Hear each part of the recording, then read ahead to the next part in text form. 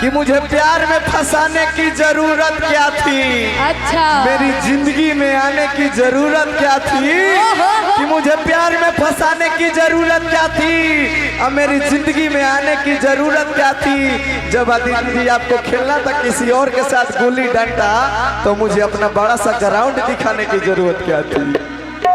कि हसीन तुम हो तो बुरे हम भी नहीं। अच्छा कि हसीन तुम हो तो बुरे हम भी नहीं।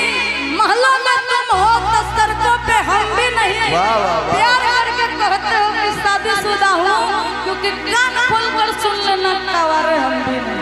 अरे वाह। अरे कि मुझे जीने के लिए तो तेरा अरमान ही काफी है। दिल से लिखा कलम का ये पैगाम ही काफी है। तुझे तीर और तलवार की क्या जरूरत है नाजिम। कत्ल करने के लिए तो तेरी मुस्कान ही काफी है। कहते हैं कि चांदनी नाम की लच्छे लच्छे, चांदनी नाम की लच्छे लच्छे। गुड्डू गुलजार मत परो मेरे चक्कर में, कितने बिगड़ गए हैं अच्छे अच्छे। बाप रे बाप। अरे कि तू प्यार मांगू तो प्यारो दे। 2500 रुपया उपरवारो दे। अरे कि तू प्यार मांगू तो प्यारो दे। 2500 रुपया उपरवारो दे। हमारा से मत जुराए आदित्य जी। हमारे हवेली में 5 मिनट में गर्मी झाड़ दे।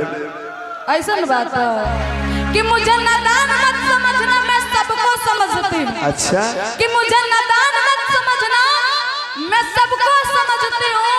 और तेरे जैसे तो मैं आगे पीछे रखती हूँ। अरे तो हर बात हर चौराहे पर अच्छी नहीं होती। आदित्य जी तिरछी नजर से घात अच्छी नहीं होती। कि मत छेड़ी देने रात को हम जैसे मर्दों को, क्योंकि हम जैसे मर्दों की जाति अच्छी नहीं होती। कहते हैं कि लड़कियों की मुस्कुराना अदा है। अच्छा कि लड़कियों की मुस्कुराना अदा है। और इसको गुड्डू गुलजार प्यार समझ रहा था, सबसे बड़ा गधा है। अरे तो दाल टूटने से पहले छटकती जरूर है।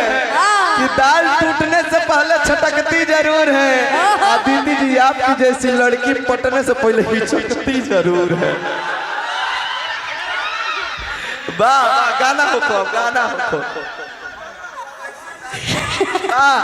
आइए चलते हैं गाना की तरफ। ऐसे ही शेर शायरी होते रहेगा। मैं ज्यादा शेर शायरी नहीं करती हूँ। बाकी ये गुड्डू जी खड़े हैं, हम लोग बहुत अच्छे भाई बहन की जोड़ी है और बहुत मानते हैं।